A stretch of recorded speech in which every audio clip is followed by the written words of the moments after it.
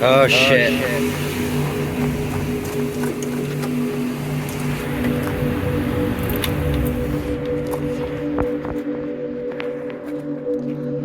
Oh no.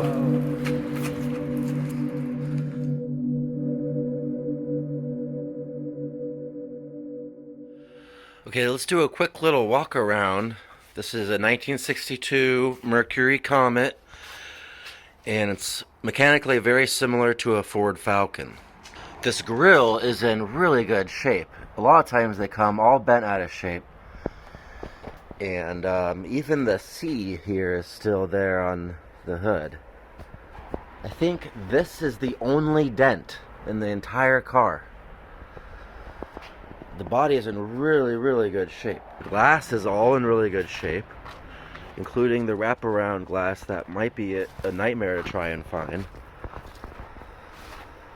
The back window actually rolls down. And unfortunately for me, though, you have to roll it down before you can open up the tailgate. And the motor, I push the button and nothing happens, so I haven't looked at that yet, but I need to fix that. The biggest problem with the body is the roof is wavy. This is really cool, I think. I love the font on these old logos.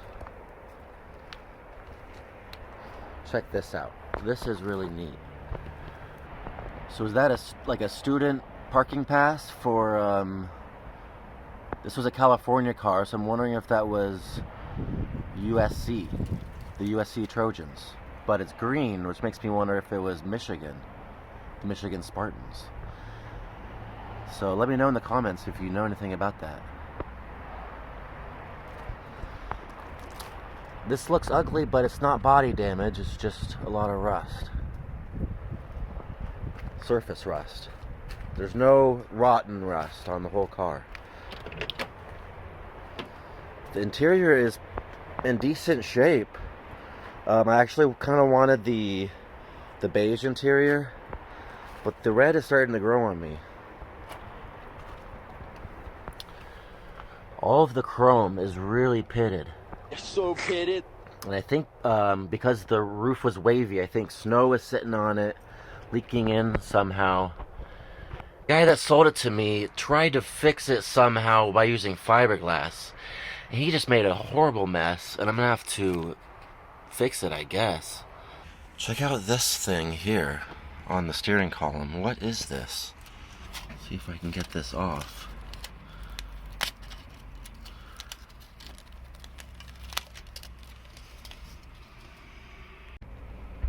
So I guess this is like the registration receipt.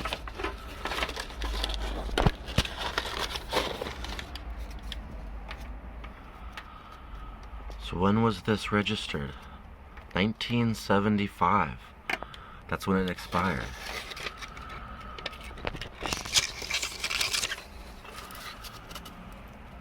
Cool. That's really cool. Yeah, the last registration was in 1975. Can you believe that? That is extremely old. Let's see if I can do math. That's almost 50 years ago. Is that 48 years ago? I love this roof rack. Really cool. And you got these, like, rifle scopes, I guess you might call it. Kind of neat.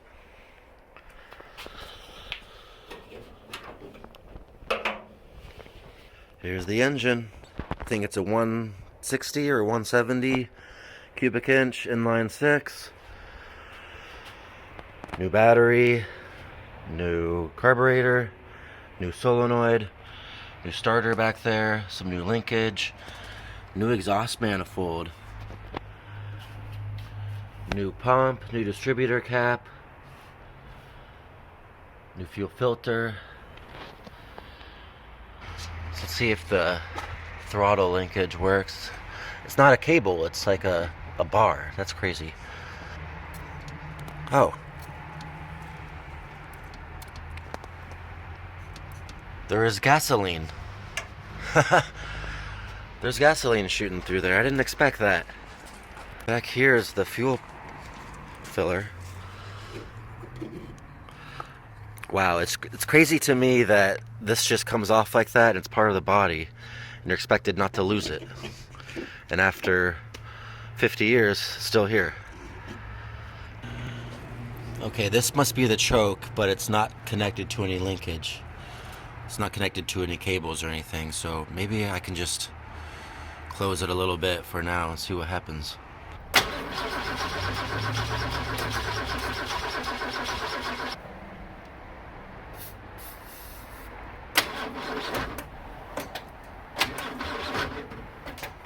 Okay, the gas could be old. You know, this vacuum probably needs to be hooked up, and timing could be completely off.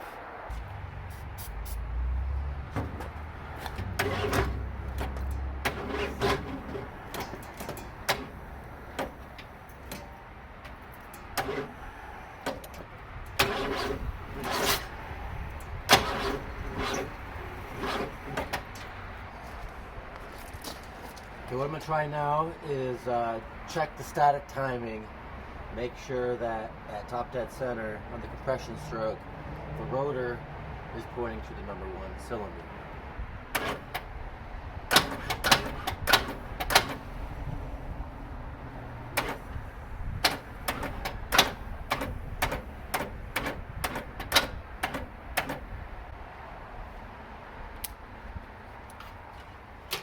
Okay, I think I'm right before top dead center. But I don't know if it's the compression stroke or not, but this is definitely not pointing at number 1 cylinder, so got some work to do. Okay, I got it. Top dead center on the compression stroke, and the rotor was not pointed at the number 1 cylinder at all. So I guess I'll try and just turn, because the rotor was like this, we're number 1 right here, but it needs to be like all the way over here. So that's crazy. That's like completely opposite. So maybe. Okay, well I finally accepted the fact that the battery was running low, and maybe the timing wasn't 180 degrees off after all. I mean, it's a pretty big thing. So before I flipped the whole distributor around, I put trickle charger here in the battery and let it trickle charge for a few hours. So let's give it another shot.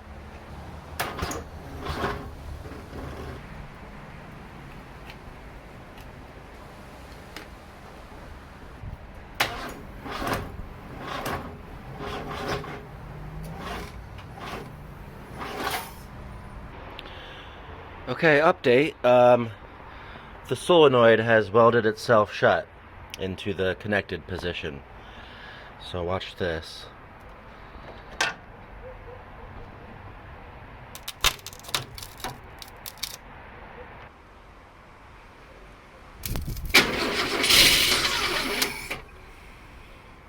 Okay, I'm definitely gonna need a new solenoid, but those are cheap. I think it's worth getting one and trying to get this engine running. And I'm starting to think that electricity is having a hard problem flowing to get enough amps into the starter motor. Okay, I'm gonna take the solenoid off my truck now, since it's the same solenoid, and I want to get it started tonight, because that last time, I don't know if you noticed, but it almost started.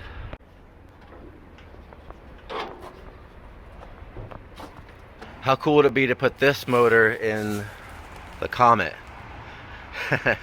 I don't think it would fit, but I have other plans anyways. Alright, I have the new solenoid in, and it was taken off a working truck, so it should work.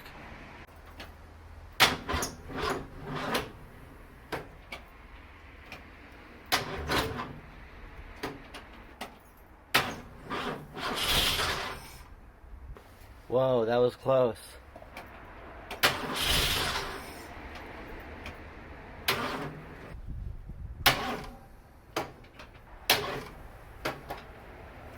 I've never had this much trouble getting an engine to crank over. Like, I have enough voltage. Look at this. Crazy. Okay, I've left the trickle charger on it all night, and it's gonna crank. I swear it's gonna crank now.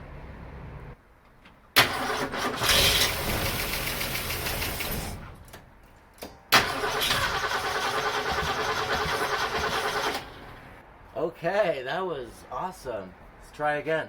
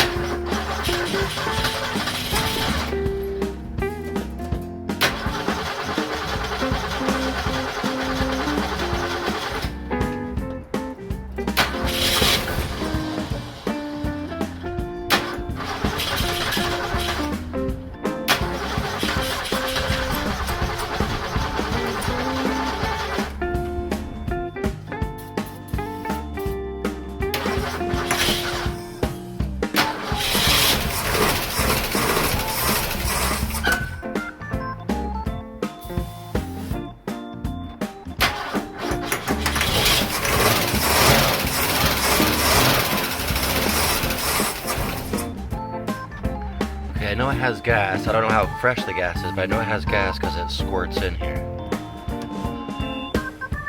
I'm gonna try and close up the choke, but it doesn't want to stay closed. It wants to snap back open. So I think the car originally had an electronic choke of some sort, and this one is set up for a manual choke linkage, but there is no choke linkage. And I can close it, but then when I hit the throttle, it snaps back open. So I'm gonna have to go get some choke linkage, I guess. I might just get something that's made for like a lawnmower. I don't know, might work. Okay, we're gonna fire it up, and this time I think it's gonna work. I have the choke closed up, but as soon as I hit the throttle, it opens back up and the engine dies.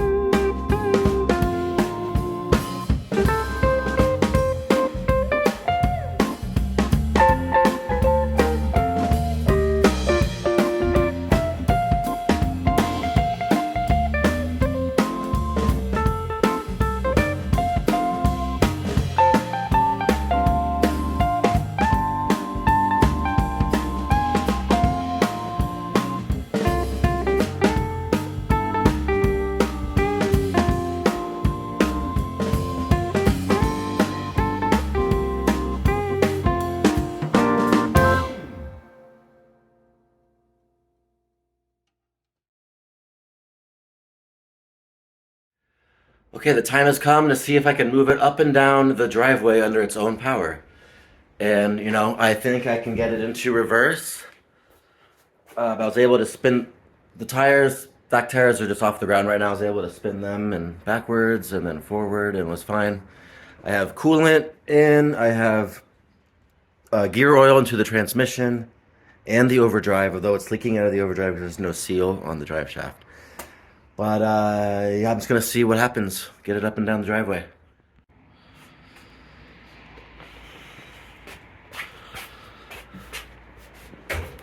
One more look at the engine.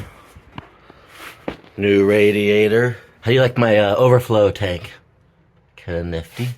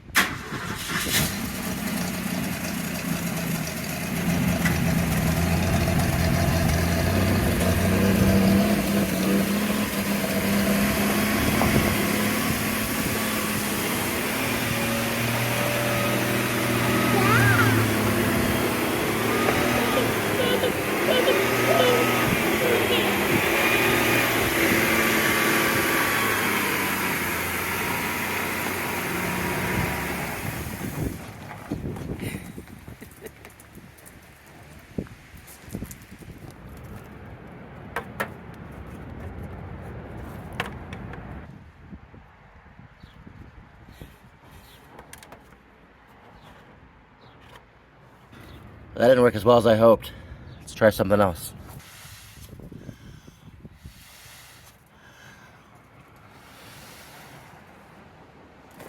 Doesn't work either.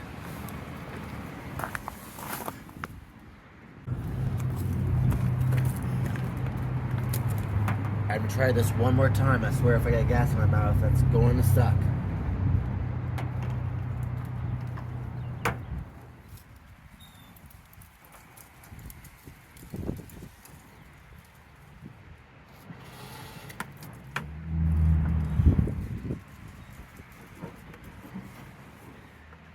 Ah, it didn't work.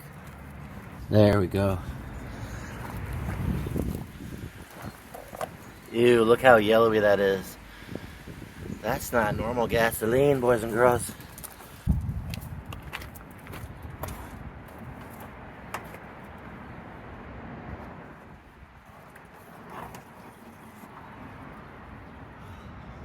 We're gonna see what it does now with some new gas and not some super old gas. I imagine that, you know, there's still old gas in the fuel lines, but that might take a few seconds for that to clear out once the engine is idling. And hopefully it should be running a lot better.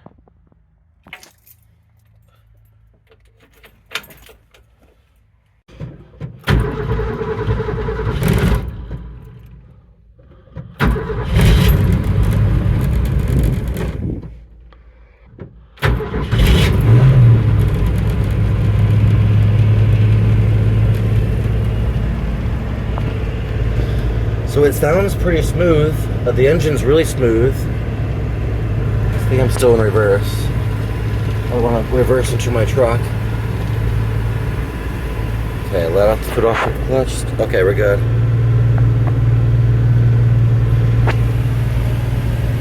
This is the choke I installed.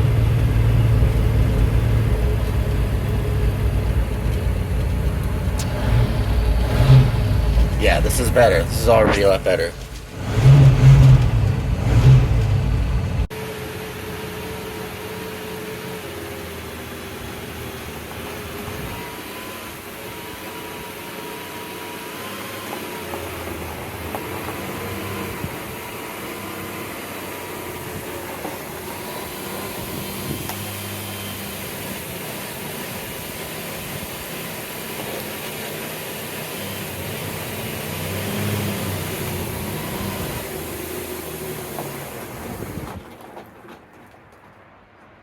Well, I was hoping to go around the block, but it, somehow adding fresh gasoline made it worse. And now it's not running. Now the engine won't run. It won't idle. It won't run if I'm pumping the throttle. Oh, don't you just love it? Try again tomorrow.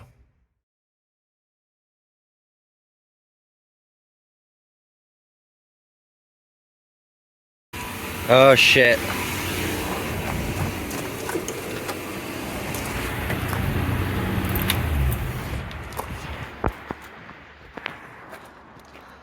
Oh no. Oh no.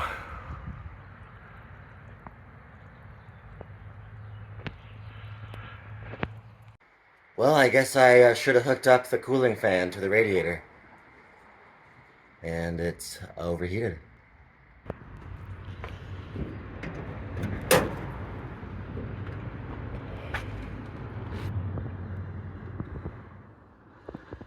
Okay, the lower radiator hose came off.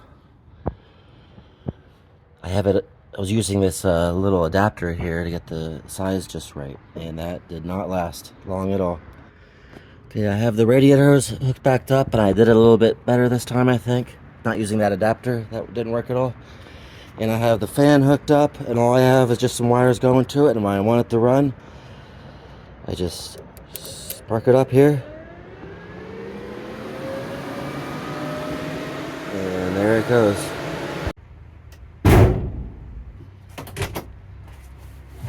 Okay, we're gonna try and go up and down the driveway some more, and if I'm feeling brave, I'll pull out into the street.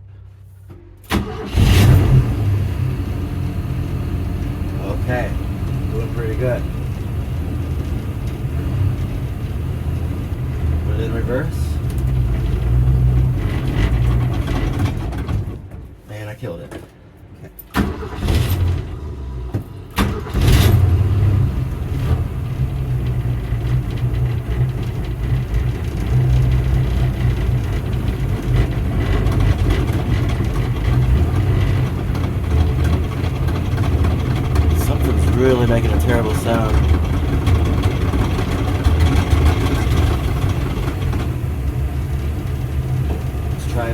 first.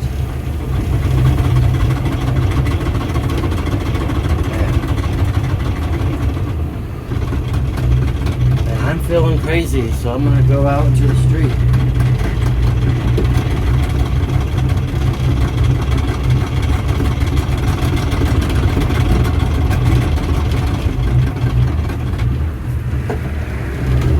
Oh man.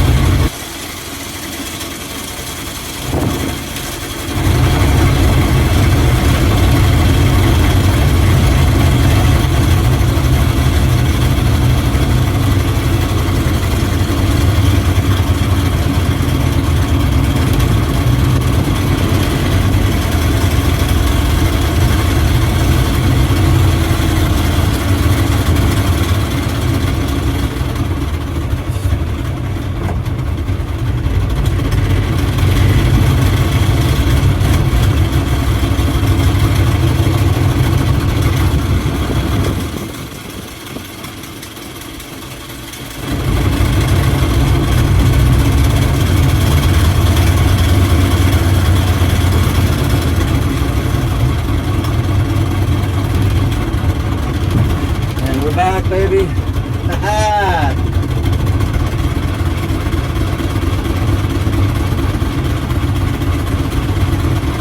Wow. What is that noise? There is a horrible, horrible noise coming from... It's only when the car is moving, not when it's idling.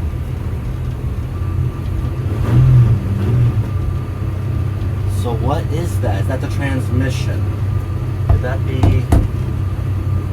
Transmission's got to be in gear and it's got to be moving, and when it does, it... Or the drive shaft. Could be the drive shaft.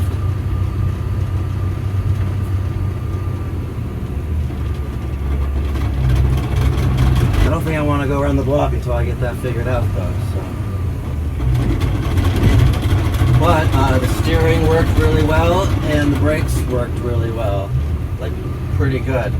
I did it, and I drove it for the first time possibly since 1974, because that's the last time the car was registered. So I feel pretty good. Okay, well, I found the source of the problem. I found the noisemaker.